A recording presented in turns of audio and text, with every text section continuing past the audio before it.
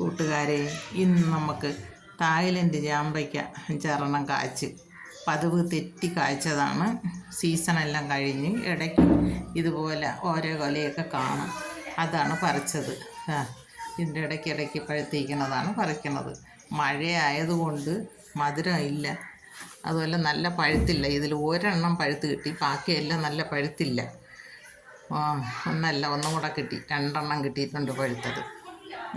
ഇത് പഴുത്തില്ല എങ്കിലും പെട്ടെന്ന് ഇന്നെനിക്ക് എൻ്റെ കൊച്ചുമക്കൾക്ക് കൊടുക്കാൻ വേണ്ടി ഇന്ന് കിട്ടിയതിന് ഞാൻ പറിച്ചെടുത്ത്. എൻ്റെ ഈ വീഡിയോ എല്ലാവർക്കും ഇഷ്ടമായെങ്കിൽ എനിക്കൊരു ലൈക്ക് തരണം. ഒരു മൂട് ജാമ്പ നമ്മളെ വീട്ടിലത്തേക്ക് അത്യാവശ്യമാണ്. ഇതുപോലെ ഒരു മൂട് ജാമ്പ നട്ടുപിടിപ്പിച്ചിരുന്ന നമ്മളെ കുട്ടികൾക്ക് തിന്നാം. ഇതെല്ലാവർക്കും തിന്നാൻ വലിയ പുളിപ്പുള്ളതല്ല. പുളി ഇല്ലാത്തതുകൊണ്ട് നമുക്ക് അരിഞ്ഞിട്ട് ഒരു നുള്ളി ഉപ്പും കൂടെ ഇട്ട് കഴിഞ്ഞാൽ നല്ല ടേസ്റ്റാണ് കഴിക്കാനായിട്ട്. അതൊരു 2-3 എണ്ണം തന്നെ അരിഞ്ഞിടുമ്പോൾ ഒരു പാത്രം കിട്ടും. അത്ര വലിപ്പമുണ്ടല്ലോ. ഇതുപോലെ ഒരു മൂട് ജാമ്പ, തായ്ലൻഡ് ജാമ്പ എല്ലാവരെയും വീട്ടുകളിൽ നട്ട് വയ്ക്കണം. ഇത് മറ്റേ ജാമ്പ പോലെ പുളിക്കണതല്ല, നമുക്ക് നല്ല ഇഷ്ടത്തിന് കഴിക്കാൻ പറ്റുന്ന ജാമ്പയാണ്. അത് നട്ട വലിയ ജോലിയുള്ളതുമല്ല.